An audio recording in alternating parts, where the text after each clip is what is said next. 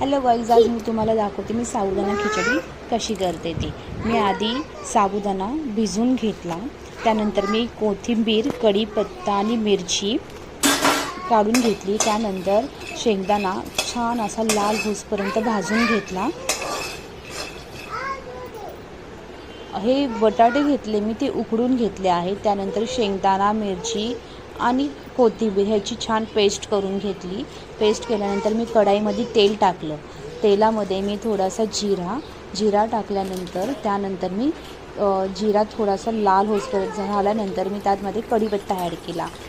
कढीपत्ता ॲड केल्यानंतर थोड्या वेळाने मी जी पेस्ट बनवली होती ना, ती तेलामध्ये ॲड करून छान असं परतून घेतलं। मग त्यानंतर आपण जो उकडलेला बटाटा होता ना, तो त्याच्यामध्ये ॲड केला। त्याला 2 मिनटं छान असं परतून झाल्यानंतर त्यात मी मीठ टाकलं। मीठ टाकून झाल्यानंतर आपण जो साबुदाणा भिजवला होता ना, तो त्याच्यामध्ये ॲड करा आणि छान असं त्याला परतून घ्या। मग थोडंसं मी त्याच्यामध्ये घी पण म्हणजे साजूक तूप असतं ना, ते मी ॲड केलं त्याच्यामध्ये आणि 5 मिनटं असं मंद आचेवर त्याला होऊन देऊ द्या। त्यानंतर आपली खिचडी रेडी झाली। मग मी गणपती बाप्पाला नैवेद्य दाखवला, खिचडी आणि पाणी गणपती बाप्पा पुढे ठेवून दर्शन घेतले।